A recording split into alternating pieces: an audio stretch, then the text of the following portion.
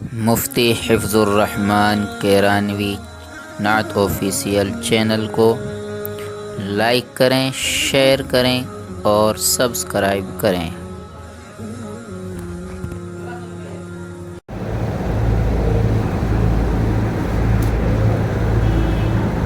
بسم اللہ الرحمن الرحیم۔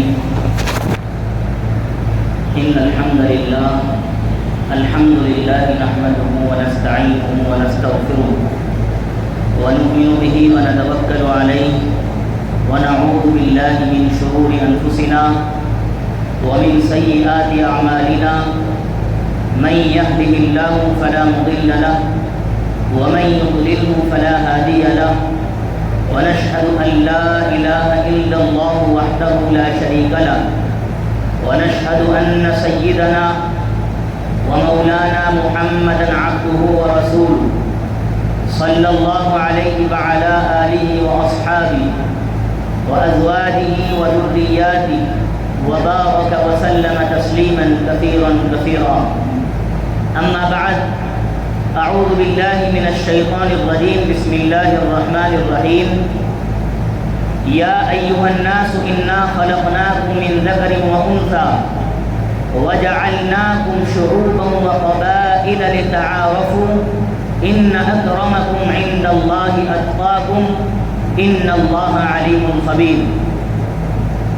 وقال الله عز وجل في مقام آخر: إنما المؤمنون إخوة فأصلحوا بين أخويكم واتقوا الله لعلكم ترحمون.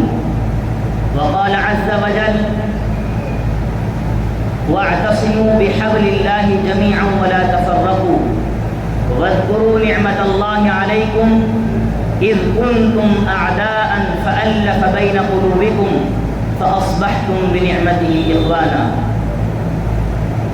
وقال النبي صلى الله عليه وسلم: لا فضل لعربي على عجمي ولا لعجمي على عربي كلكم أبناء آدم وآدم من تراب أو كما قال النبي صلى الله عليه وسلم.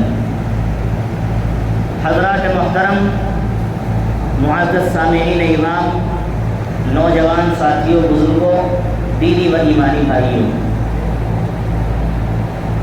ابھی آپ حضرات کے سامنے چند آیات بینات قرآن حکیم کی تلاوت کی گئی اور ایک حدیث پاک پیش کی گئی۔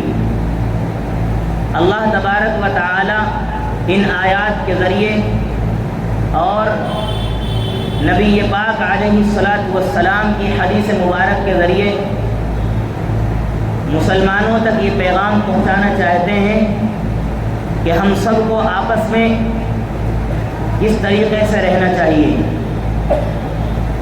اللہ تعالیٰ نے قرآن کریم میں فرمایا: انا خلقناکم من ذکر وانثی وجعلناکم شعوبا وقبائل لتعارفوا، ہم نے تم کو ایک مرد ایک عورت سے پیدا کیا اور تمہارے درمیان ذات، برادری، قبیلے اس لیے بنائے تاکہ تم ایک دوسرے کو پہچان سکو۔ مثال کے طور پر 3 شخص ہیں جن کا نام عبداللہ ہے۔ اب کیسے پتہ چلے کہ فلاں عبداللہ کون سا ہے اور فلاں عبداللہ کون سا ہے؟ اس لیے بتایا گیا کہ یہ عبداللہ فلاں جگہ کا رہنے والا ہے، فلاں قبیلے سے، برادری سے تعلق رکھتا ہے۔ یہ والا عبداللہ فلاں جگہ کا رہنے والا ہے، فلاں قبیلے اور برادری سے تعلق رکھتا ہے۔ یہ صرف پہچان کی غرض سے اللہ تعالیٰ نے اس چیز کو متعین فرمایا، ورنہ کوئی برادری، کوئی قبیلہ بعینہ اور فی نفسہ وہ افضلیت کا مدار نہیں، یعنی کوئی بھی اپنے آپ کو یہ نہیں سمجھ سکتا محض برادری اور قبیلے کی بنیاد پر کہ وہ افضل ہے، بلکہ اللہ نے اس کا معیار، اس کا لیول بھی متعین فرمایا اور ارشاد فرمایا: ان اکرمکم عند اللہ اتقاکم، سب سے زیادہ تمہارے اندر وہ باعزت ہے جو میرے سے سب سے زیادہ ڈرنے والا ہو۔ تم میں سب سے زیادہ باعزت وہ ہے جو مجھ سے سب سے زیادہ ڈرنے والا ہو، ورنہ آپ اپنے اعتبار سے سمجھیں کہ میں افضل ہوں تو بالکل آپ افضل نہیں ہیں۔ اللہ سے جو شخص سب سے زیادہ ڈرنے والا ہے وہی اللہ کی نظر میں سب سے زیادہ باعزت ہے۔ حضور پاک علیہ الصلاۃ والسلام کو جب اہل عرب کی طرف مبعوث کیا گیا تو اس وقت عرب کے اندر ایک نخوت، ایک تکبر پایا جاتا تھا کہ ہم تو عربی ہیں اور سب ہمارے سامنے عجمی ہیں۔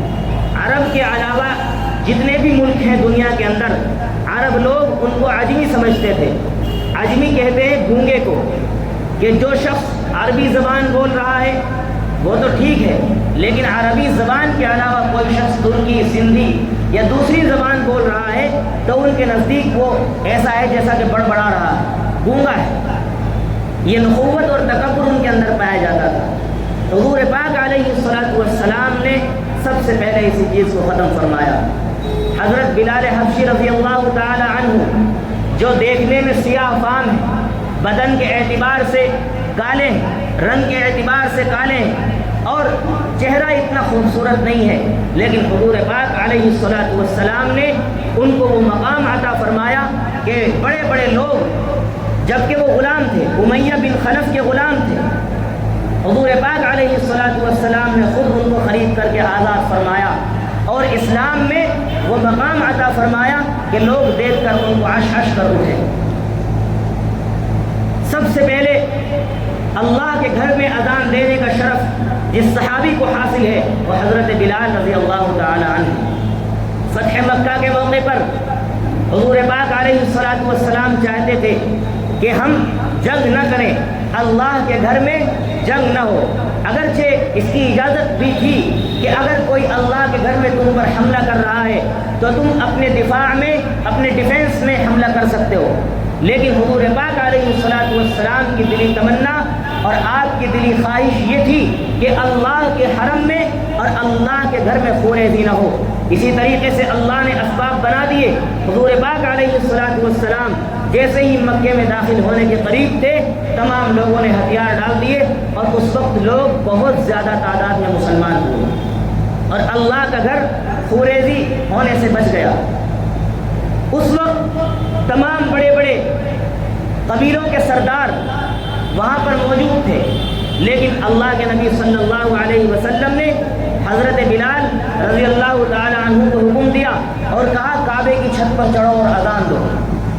اس وقت کچھ لوگ ایمان نہیں لائے تھے جو بڑے لوگ تھے، اور ان میں سے کسی نے یہ جملہ کہا کہ اگر اذان دلوانی ہی تھی تو کسی معزز آدمی سے دلواتے جس کی معاشرے میں، سماج میں کوئی عزت ہو، جو امیر ترین ہو، جسے کچھ سمجھا جاتا ہو۔ یہ کالا آدمی نعوذ باللہ اس طرح کے انہوں نے الفاظ کہے کہ یہ کالے آدمی سے اذان پڑھوا رہے ہیں۔ حضور پاک علیہ الصلاۃ والسلام پر اس وقت اللہ نے اس آیت کو نازل فرمایا، یا ایھا الناس، اے لوگو، مسلمانوں سے نہیں، تمام انسانیت کو مخاطب کر کے اللہ تعالی نے فرمایا، یا ایھا الناس، اے لوگو، انا خلقناکم من ذکر و انثی، ہم نے تمہیں ایک مرد یعنی حضرت آدم علی نبینا علیہ الصلاۃ والسلام اور ایک عورت یعنی حضرت حوا علیہ السلام، ہم نے ان دو مرد اور عورت یعنی ایک مرد اور ایک عورت سے تم کو پیدا کیا۔ وَجَعَلْنَاكُمْ شُعُوبًا وَقَبَائِلَ لِتَعَارَفُوا، اور جن ذات برادریوں پر تم فخر کر رہے ہو یہ صرف اس لیے بنائی ہے تاکہ ایک دوسرے کا انٹروڈکشن ہو سکے، ایک دوسرے کو پہچان سکے، اس کے علاوہ اس کا کوئی مقصد نہیں۔ اللہ کے نزدیک سب سے زیادہ باعزت وہ ہے جو اللہ سے سب سے زیادہ ڈرنے والا ہو۔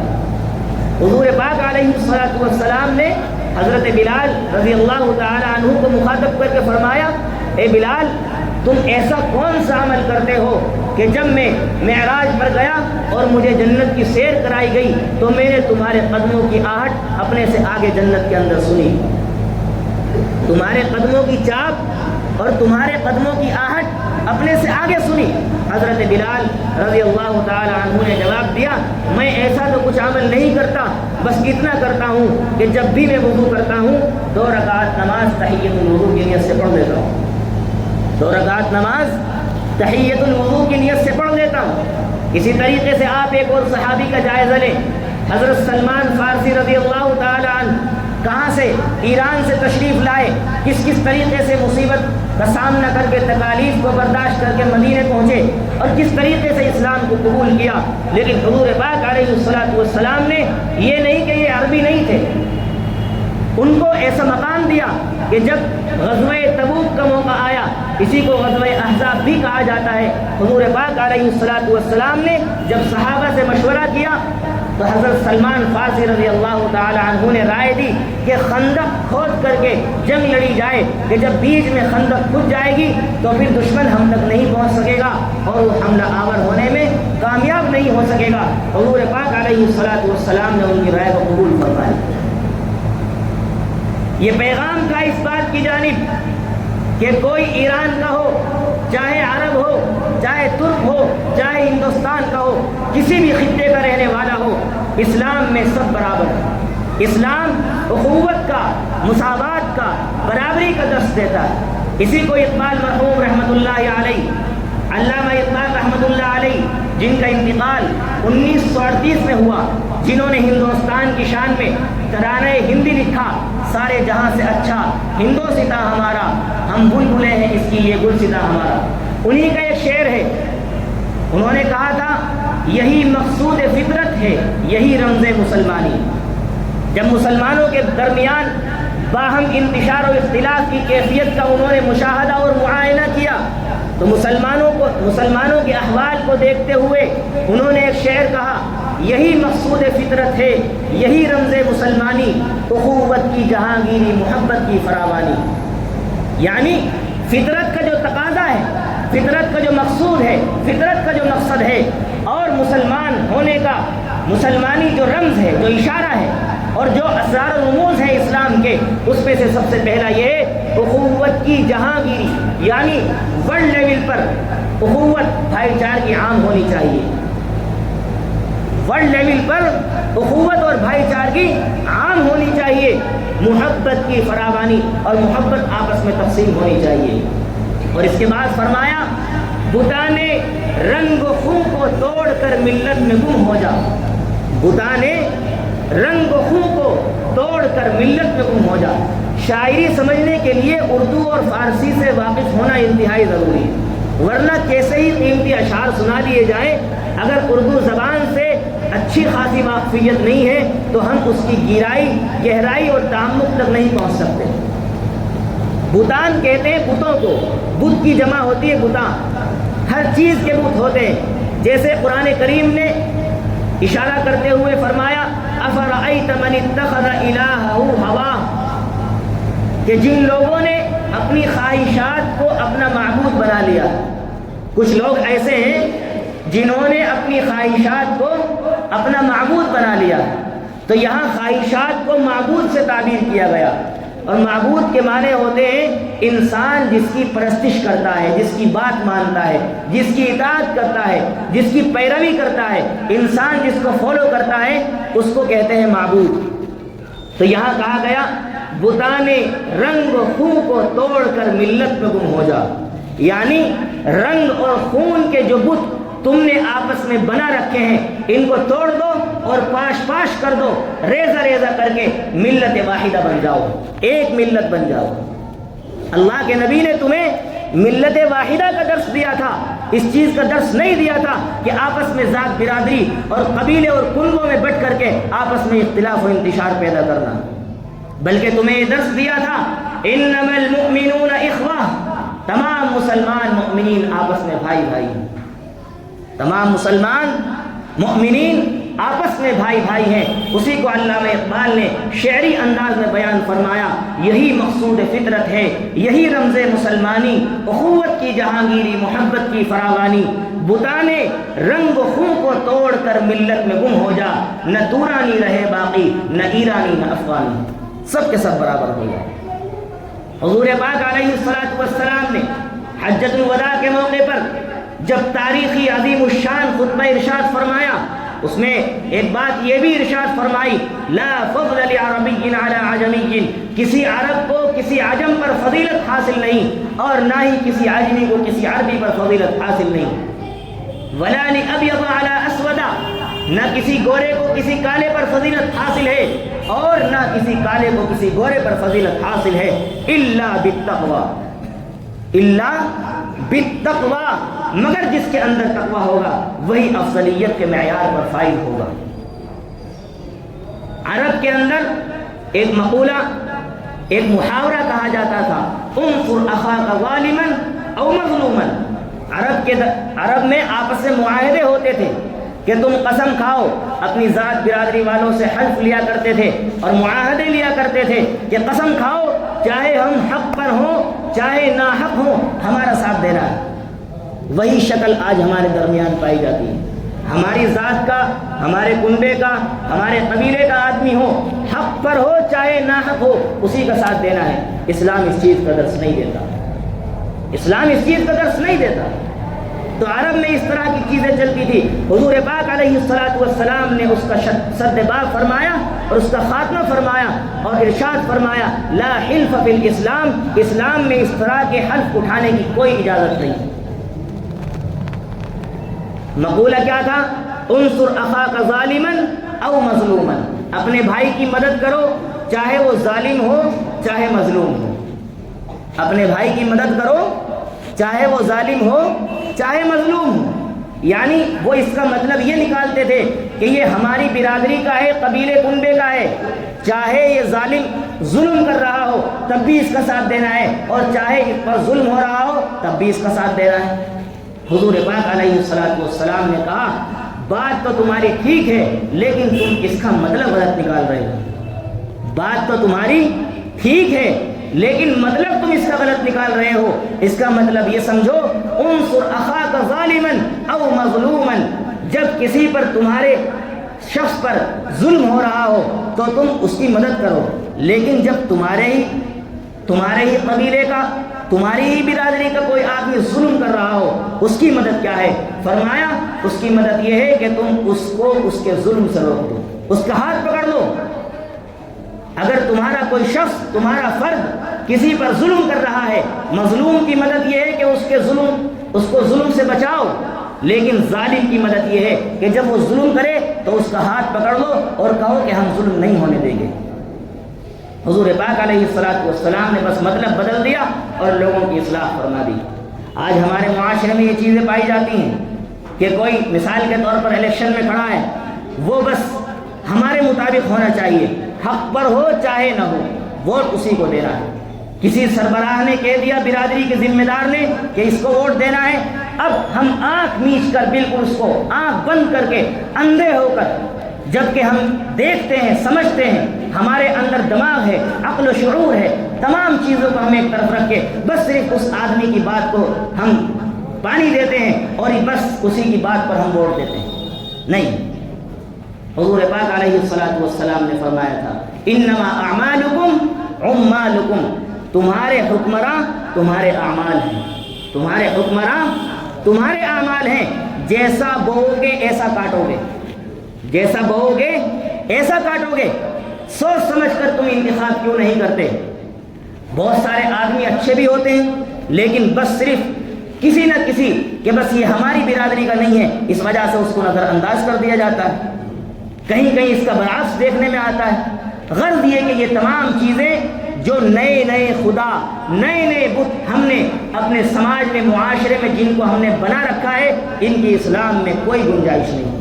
اسلام مساوات کا، اخوت کا درس دیتا ہے۔ حضور پاک علیہ السلام کی شان میں کسی شاعر نے کہا، جب حضرت بلال رضی اللہ تعالی عنہ کو حضور پاک علیہ السلام نے غلامی کی دلدل سے نکال کر ایک آزاد فضا میں، جب حضور پاک علیہ السلام نے آزاد فضا ان کو نصیب فرمائی، تو کسی شاعر نے کہا تھا، اپنے گلے لگا کے نبی نے بلال کو، اپنے گلے لگا کے نبی نے بلال کو دنیا سے کالے گورے کا جھگڑا مٹا دیا۔ اپنے گلے لگا کے نبی نے بلال کو دنیا سے کالے گورے کا جھگڑا مٹا دیا۔ حضور پاک علیہ الصلوۃ والسلام نے یہ تعلیمات ہمیں دی تھی، اور آج ہماری جو حالت ہے اس کو بیان کرنے کی ضرورت نہیں ہے، یہ نگیٹو پوائنٹ ہے۔ میں نے جو آپ کے سامنے پہلو رکھا ہے یہ مثبت پہلو ہے جس کو پازیٹو پوائنٹ کہا جاتا ہے۔ ہو کیا رہا ہے وہ آپ سب کو معلوم ہے، اس کو بیان کرنے کی ضرورت نہیں ہے، لیکن ہمیں کرنا کیا چاہیے تھا وہ میں نے آپ حضرات کی خدمت میں پیش کیا کہ ہمیں چاہیے کہ آپس میں اتحاد و اتفاق سے رہیں۔ حضور پاک علیہ الصلوۃ والسلام نے سب سے زیادہ جو محنت فرمائی وہ اسی پر فرمائی کہ جب آپس میں اتفاق و اتحاد رہے گا دشمن ہم پر مسلط اور غالب نہیں ہو سکتا۔ آپ خلافت عثمانیہ کا حال دیکھیے، ایک وقت وہ تھا جب ترکوں کی حکومت ساری دنیا پر تھی۔ خلافت عثمانیہ کے زمانے میں ترکوں کی حکومت ساری دنیا پر تھی، حتیٰ کہ عرب بھی ان کے زیر نگی تھے، لیکن جب دشمنان اسلام نے دیکھا کہ بالکل طاقت کی بنیاد پر ہم ان کو ہرا نہیں سکتے تو پھر آپس میں لڑانے، جو ایک اصول ہے ڈیوائڈ اینڈ رول، تقسیم کرو اور راج کرو، انہوں نے بھی وہی اپنایا۔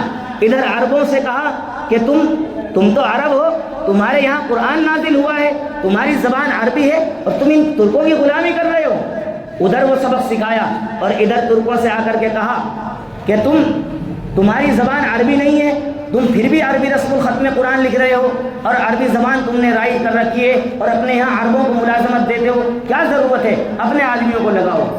غرض یہ کہ دونوں طرف آگ لگا دی، اور آگ لگانے کا نتیجہ یہ ہوا ادھر عرب لیگ بن گئی اور ادھر مصطفیٰ کمال پاشا کھڑا ہوا اور اس نے یہ فرمان صادر کیا اور یہ قانون نافذ کیا کہ اذان عربی میں دینی بند کی جائے، عربی لباس پہننا بند کیا جائے، جتنی کتابیں عربی زبان میں سب کو ختم کر دیا جائے، اپنی زبان میں لکھنی شروع کی جائے۔ اور اس اختلاف کا اور انتشار کا نتیجہ یہ نکلا خلافت عثمانیہ پاش پاش ہو کر رہ گئی اور بالکل مسلمانوں کا جو رعب و دبدبا تھا وہ ختم ہو گیا۔ آج ہم حالت دیکھ سکتے ہیں کہ پوری دنیا کے اندر مسلم ممالک تقریباً 52 ممالک ہیں، لیکن ان کی کیا حیثیت ہے وہ آپ سب کے سامنے ہے۔ دنیا میں 52 مسلم ممالک ہیں اور ایسا نہیں ہے کہ وہ غریب ہیں، تمام چیزیں ان کے پاس دستیاب ہیں، مہیا ہیں، ان کو فراہم ہیں، وہ کمزور نہیں، پیسے کے اعتبار سے مضبوط ہیں، لیکن ان کی جو حیثیت ہے وہ آج پوری دنیا کے سامنے ہے۔ وجہ کیا ہے؟ آپس کے اندر اتفاق اور اتحاد نہیں ہے۔ جب امت کا اتفاق اور اتحاد اس کا شیرازہ بکھر جائے گا تو پھر امت پر دشمن غالب آئے گا۔ علامہ اقبال رحمۃ اللہ علیہ نے اسی کو یوں بھی بیان کیا تھا، ایک ہو جائیں تو بن سکتے ہیں خورشید مبین، ایک ہو جائیں تو بن سکتے ہیں خورشید مبین۔ خورشید کہتے ہیں سورج کو، مبین کہتے ہیں واضح سورج، یعنی جب سورج نکلتا ہے پوری دنیا پر غالب آ جاتا ہے، تارے اس سے کہیں زیادہ ہیں مقدار میں، لیکن جب سورج نکلتا ہے تمام تارے چھپ جاتے ہیں۔ اسی کو علامہ اقبال رحمۃ اللہ علیہ نے کہا تھا، ایک ہو جائیں تو بن سکتے ہیں خورشید مبین، ورنہ ان بکھرے ہوئے تاروں سے کیا بات بنے۔ آج ہماری جو پوزیشن حالت ہے وہ یہ ہے کہ ہم بکھرے ہوئے تاروں کی طرح دنیا کے اندر پھیلے ہوئے ہیں، ایک محلے میں آپس میں رہتے ہیں، اگر کوئی غیر مسلم اس سے ہماری لڑائی ہو جائے وہاں سے چپ چاپ آ جائیں گے، لیکن ایک مسلمان بھائی سے اگر کچھ تو میں ہو جائے بس اس کا خاندان کا ستیہ ناش کرنے کے در پہ ہو جاتے ہیں۔ اس نے کہا ہی کیوں ہم سے؟ آپس میں اپنے ایٹیٹیوڈ لیول کو تھوڑا کم کیجیے، ہمارا جو ایک لیول بنا ہوا ہے ایٹیٹیوڈ کا اور ہمارے اندر کا جو نفس کا لیول ہے اس کو کم کیجیے، اپنے اندر نرمی لائیے، آپس میں پیار و محبت کا پیغام دیجیے، اور جب ہم اس طریقے سے اپنے ماحول کو سینچیں گے، اپنے ماحول کے گلشن کو ہم اس طریقے سے آباد کریں گے، پھر اللہ تعالی ہمارے اندر ایسی طاقت عطا فرمائے گا کہ ظالم اور مخالف طاقت ہمارے لیے کچھ نہیں کہہ سکے گی۔ لیکن اگر ہم اسی کیفیت پر رہے کہ وہ اس برادری کا، یہ اس برادری کا، یہ اس برادری کا، یہ اس برادری کا، اور اسی برادری واد میں پھنس کر رہے، قومی عصبیت کے نام پر ہم تمام چیزیں کرتے رہیں، تو یاد رکھو جو حالت یہ ہے اس وقت اس سے ہی بدتر حالت ہو جائے گی، اور کتنی ہی تدبیریں کر لو کچھ نہیں ہونے والا۔ جب تک آپس میں اتحاد و اتفاق، پیار و محبت سے ہم نہیں رہیں گے اس وقت تک اللہ بھی ہماری مدد نہیں کرے گا، کیوں اللہ نے قرآن میں صاف فرما دیا، ان اللہ لا یغیر ما بقوم حتی یغیروا ما بانفسہم، خدا نے آج تک اس قوم کی حالت نہیں بدلی، نہ ہو جس کو خیال خود اپنی حالت بدلنے کا۔ جب ہم اپنی حالت ہی نہیں بدلنا چاہتے تو اللہ ہماری حالت کیسے بدل دے گا؟ اس نے اختیار دیا ہے ہمیں، اللہ نے اسباب بتائے ہیں کہ اس طریقے سے تم کرو پھر میں تمہاری مدد کروں گا۔ ہم دعائیں کرتے رہیں اور آپس میں لڑتے رہیں، اس طریقے سے امت کبھی کامیاب نہیں ہو سکتی۔ حضور پاک علیہ الصلوۃ والسلام جو تعلیمات ہمیں دے کر گئے تھے، ان تعلیمات کو اپنے سینے سے لگانا ہوگا اور اللہ کے نبی کی تعلیمات پر 100% عمل کرنا ہوگا، تب جا کر کے امت کے اندر چین و سکون پیدا ہوگا۔ ورنہ اگر اسی طریقے سے آپس میں لڑتے رہے تو پھر یاد رکھو جو حالت اب ہے اس سے بھی کہیں زیادہ بدتر حالت ہو جائے گی۔ اللہ تعالی ہمارے درمیان اتحاد پیدا فرمائے، پیار و محبت سے رہنے کی توفیق عطا فرمائے۔ وآخر دعوانا ان الحمد للہ رب العالمین۔